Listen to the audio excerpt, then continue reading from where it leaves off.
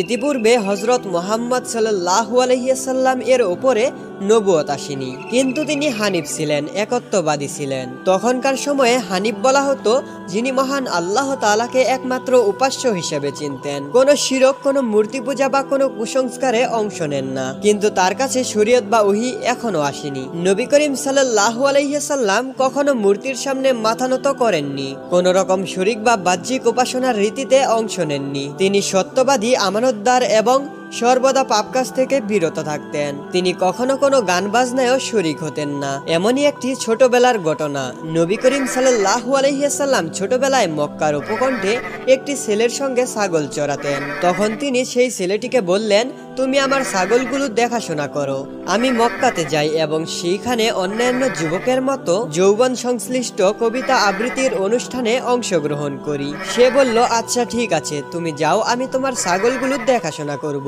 এরপরে নবী করিম সাল্লাল্লাহু আলাইহি ওয়াসাল্লাম মক্কার উদ্দেশ্যে রওনা করলেন। তিনি যখন মক্কার প্রথম ঘরের নিকটে গেলেন, তখনই তার কানে কিছু বাদ্যযন্ত্রের আওয়াজ এলো। তিনি তখন সেইখানে অবস্থিত একটি ব্যক্তিকে জিজ্ঞাসা করলো, এই বাক্য কোথা থেকে আসছে? সেই লোকটি তখন বলল, অমকের বিয়ে হচ্ছে, সেইখান থেকেই এই বাদ্যযন্ত্রের আওয়াজ আসছে। আওয়াজটি অনেক শ্রুতি মধুর ছিল। তাই নবী করিম সাল্লাল্লাহু আলাইহি ওয়াসাল্লাম সেই আওয়াজগুলো শুনতে গেলেন এবং সেই বাদ্যযন্ত্রের আসরে গিয়ে বসে পড়লেন। তখনই মহান আল্লাহ রাব্বুল আলামিনের নিয়ন্ত্রণ তার শ্রবণ শক্তির ওপর অর্পিত হলো। তিনি তার কর্ণের প্রক্রিয়া বন্ধ করে দিলেন এবং নবী করিম সাল্লাল্লাহু আলাইহি ওয়াসাল্লাম কিছুক্ষণের জন্য কানে শুনতে পেলেন না। অতঃপর তিনি সাথে সাথে সেইখানে ঘুমিয়ে পড়লেন। এইভাবে সারাটা রাত কেটে গেল। সকালবেলা সূর্যের তাপে তার ঘুম ভেঙে গেল। তারপর সে সেইখান থেকে এগিয়ে তার বন্ধুর কাছে এলো। তার বন্ধু তাকে জিজ্ঞেস করলো, হে মুহাম্মদ, তুমি সারা রাত কোথায় ছিলে? তখন সে বলল, আমি অমক জায়গায় গিয়েছিলাম এবং আমার সঙ্গে এই ঘটনা ঘটেছিল। এইভাবেই নবী করিম সাল্লাল্লাহু আলাইহি ওয়াসাল্লামকে মহান রব্বুল আলামিন বিভিন্ন ধরনের বিপদাপদ থেকে রক্ষা করেছিল। নবী করিম সাল্লাল্লাহু আলাইহি ওয়াসাল্লাম ছিলেন ইব্রাহিম আলাইহিস সালাম এর বংশধর। আরবের কিছু লোক সেই সময়ও ইব্রাহিমী বিশ্বাস ধরে রেখেছিলেন, অথবা একত্ববাদ বা হানিফ মর্তবের কিছু লোক তখনও ছিল। তার ভিতরে ওয়ারাকা ইবনে নৌফল, জায়েদ ইবনে উমর, উমাইয়া ইবনে আবি সালাত এবং কুস ইবনে সাইদা বেশি প্রসিদ্ধ। তাদের সকলকেই হানিফ বলা হতো। এরা সবাই মক্কার সমাজে শিরক থেকে আলাদা ছিলেন, আল্লাহ তাআলার একত্ববাদে বিশ্বাসী ছিলেন এবং ভবিষ্যতে নবীজির আগমনের অপেক্ষা করছিলেন। নবী করিম সাল্লাল্লাহু আলাইহি ওয়াসাল্লাম এর চারপাশে এমন লোকেদের উপস্থিতি ছিল এবং তাদের সঙ্গে নবীজির বেশি উঠা বসা চলত, যার কারণে নবুয়তের পূর্বেও তিনি তার স্রষ্টাকে চিনতে পেরেছিলেন। কিন্তু মক্কা এবং তার আশেপাশের শিরকযুক্ত অবস্থা দেখে তার অন্তর সবসময় ব্যথিত হয়ে থাকত। তিনি তার স্রষ্টাকে খুঁজতে এবং আশেপাশের জিনিসকে জানতে তিনি অধিকাংশ সময় হেরা গুহায় কাটাতেন। এইভাবেই দিন কাটছিল। অতঃপর হযরত ফাতেমা রাদিয়াল্লাহু তাআলা আনহু উপনীত হলেন 5 বছর বয়সে এবং নবীজি ছিলেন 40 বছর বয়সী। তখনই সেই মহেন্দ্রক্ষণ চলে আসলো। সময়টি তখন রাত্রি প্রহর।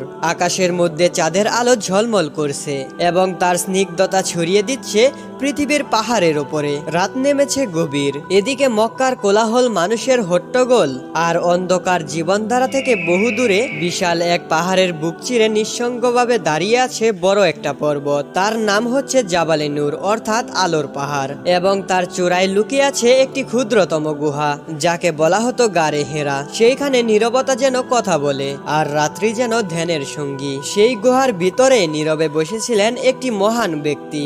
দুনিয়ার কুসংস্কার, অবিচার এবং পাপাচারের ভারে ছিল তার হৃদয় ভারাক্রান্ত।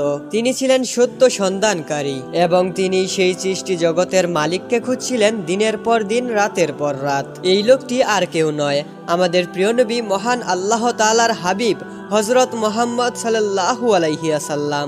রাত্রি তখন গভীর এবং রমজানের রহস্যময় রাত। আকাশের মাঝে অসংখ্য নক্ষত্র ঝিলিমিলি করছিল।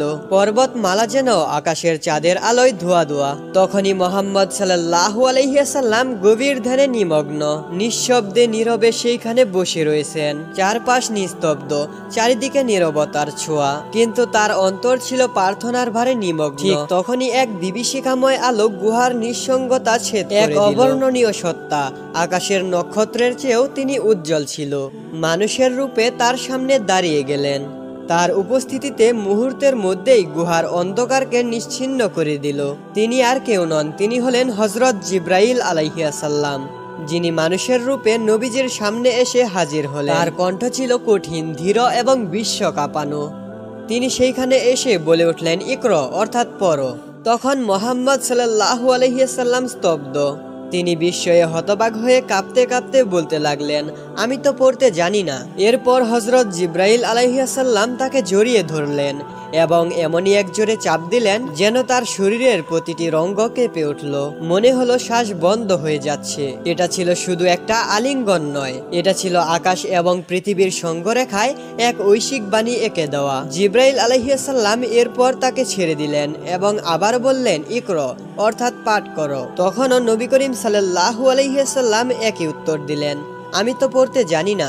এইবার হযরত জিবরাইল আলাইহিস সালাম নবীজিকে ধরে এমনই এক জোরে চাপ দিলেন যেন মনে হচ্ছিল তার দম বন্ধ হয়ে যাবে।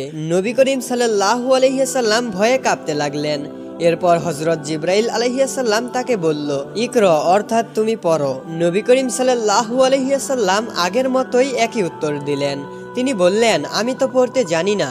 এরপর হযরত জিবরাইল আলাইহিস সালাম তৃতীয়বার তাকে জড়িয়ে ধরে সূরা আলাকের আয়াত পড়তে লাগলেন, যার অর্থ হলো, পড়ো তোমার প্রতিপালকের নামে, যিনি সৃষ্টি করেছেন মানুষকে জমাট রক্তপিণ্ড থেকে। পড়ো যে তোমার প্রতিপালক সর্বোত্তম। তিনি কলমের দ্বারা মানুষকে শিক্ষা দিয়েছেন, তিনি মানুষকে শিক্ষা দিয়েছেন যা তারা জানতো না। এরপর হযরত জিবরাইল আলাইহিস সালাম নবীজিকে ছেড়ে দিলেন এবং প্রিয় নবীজির হৃদয়ে এই আয়াতগুলো গেঁথে গিয়েছিল। জিবরাইল আলাইহিস সালাম যখন পাঠ করার পরে নবীজিকে ছেড়ে দিলেন, তখন তিনিও একইভাবে এই 5 আয়াতগুলো পাঠ করতে লাগলেন। আল্লাহর কি কুদরত, যিনি পড়তে জানতেন না, যিনি লিখতে জানতেন না, কিন্তু এত সাহিত্যপূর্ণ এবং পাণ্ডিত্যে মণ্ডিত আয়াতগুলো সে তার মুখে মুখে পাঠ করলেন। এরপরে হযরত জিবরাইল আলাইহিস সালাম সেইখান থেকে চলে গেলেন, কিন্তু যাওয়ার আগে তিনি তার কণ্ঠে আসমানি সৌরভ ঢেলে দিয়ে গেলেন। নবী করিম সাল্লাল্লাহু আলাইহি সাল্লাম এর চোখে বেজে উঠল সেই পবিত্র বাণী, যা ছিল ইতিহাসের সেই প্রথম ওহী।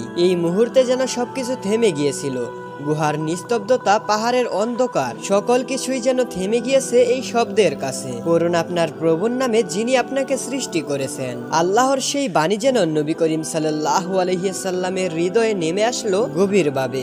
এই ছিল সেই সময় যখন এক নিঃসঙ্গ ধ্যানমগ্ন আত্মা থেকে জন্ম নিচ্ছেন এক মহামানব, একটি রাসূল, মানবতার শেষ নবী। এই অভিজ্ঞতা এতটাই গভীর, এতটাই প্রচন্ড যে নবী করিম সাল্লাল্লাহু আলাইহি সাল্লাম কাঁপতে কাঁপতে উঠে দাঁড়ালেন। তিনি কিছু বুঝে উঠতে পারছিলেন না। অনেক সময় তিনি সেইখানে দাঁড়িয়েছিলেন। এই প্রথম তিনি উপলব্ধি করলেন এই পথ আর আগের মতো নয়। এই পথে এক নতুন দায়িত্ব এবং আল্লাহর এক বার্তা।